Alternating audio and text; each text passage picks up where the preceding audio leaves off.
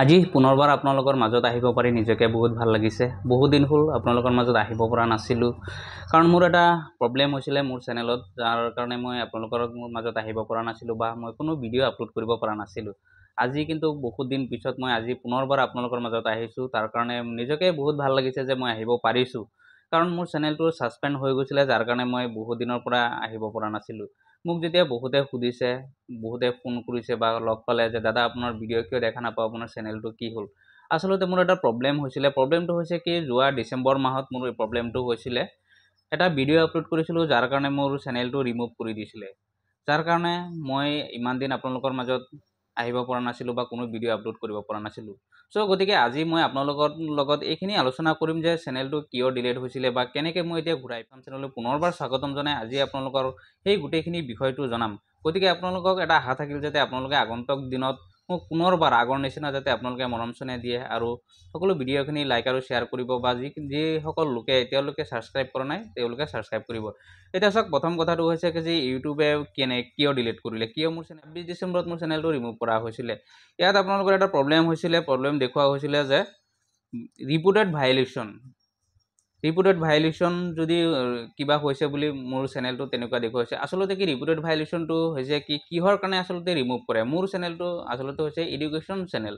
ইয়াত কোনো বেয়া বিহেভ বা বেয়া লেংগুৱেজ আপোনালোকে কোনো ইউজ কৰিব নোৱাৰে, বা মোৰতো কোনো ব্লগ চেনেল নহয়, মোৰতো এডুকেশ্যন চেনেল, ইনফৰমেশ্যন চেনেল হয়, যাৰ কাৰণে ইয়াত মোৰ কোনো ৰিপোৰ্টেড ভাইলেশ্যন থাকিবও নোৱাৰে। ৰিপোৰ্টেড ভাইলেশ্যন আচলতে হৈছে কি, যদি ইয়াত মই অন্য কিবা ধৰণৰ ভিডিঅ' আপলোড কৰিছোঁ, বেয়া লেংগুৱেজ ব্যৱহাৰ কৰা হৈছে যদি, তাৰ কাৰণে আচলতে এই ছিষ্টেমত যদি তেওঁলোকৰ যি কমিউনিটি গাইডলাইন আছে, ইউটিউবৰ যি ৰুল এণ্ড ৰেগুলেশ্যন আছে, সেইখিনি ভাইলেশ্যন কৰা হয়। কিন্তু আচলতে মোৰ ভিডিঅ'ত এনেকুৱা কোনো প্ৰব্লেম নাছিলে, যাৰ কাৰণে মই আপিল কৰিছোঁ, বহুতবাৰ আপিল কৰিছোঁ। আপিল কৰাৰ পিছত বাৰে বাৰে ৰিজেক্ট মাৰি মই দুদিন আগতে আকৌ এবাৰ পুনৰবাৰ আপিল কৰিলোঁ। আপিল কৰাৰ পিছত মোক যেতিয়া মোৰ গোটেই চেনেলটো পুনৰবাৰ পৰীক্ষা কৰি চালে যে মোৰ ইয়াত কিবা ভাইলেশ্যন হৈছে, ৰিপোৰ্টেড কিবা আছে নেকি, তেনেকুৱা কোনো প্ৰব্লেম নাপালে, যাৰ কাৰণে ঘূৰাই পাইছোঁ।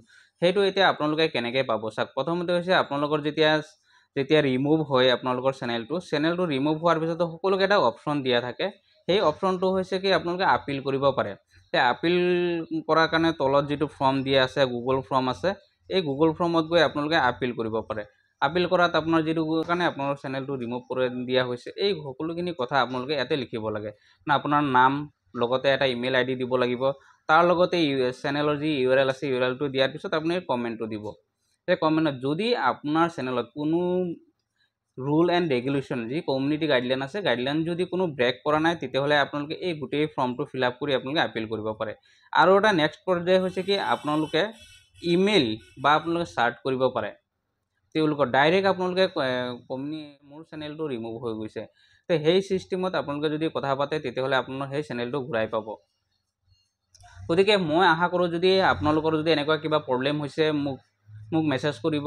মই এইখিনি প্ৰব্লেম ছল্ভ কৰিবলৈ চেষ্টা কৰিম আপোনালোকৰ। যাতে মোৰ যিটো চেনেল ৰিমুভ হৈছিলে, সেই চেনেলটো মই এতিয়া ঘূৰাই আনিব পাৰিছোঁ। যদিও আপোনালোকৰ এনেকুৱা কিবা প্ৰব্লেম আছে, তেতিয়াহ'লে আপোনালোকে কমেণ্ট কৰিব মোক, মই সেইখিনি আপোনালোকক সহায় কৰিম।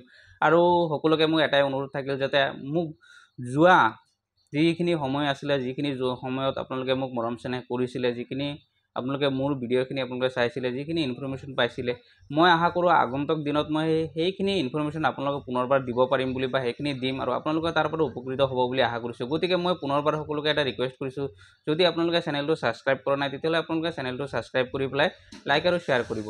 তাৰপিছত যদি আপোনালোকে ফেচবুক পেজতো চাই আছে, তেতিয়াহ'লে আপোনালোকে ফেচবুক পেজটো আপোনালোকে ফ'ল' কৰিব পাৰে। ধন্যবাদ।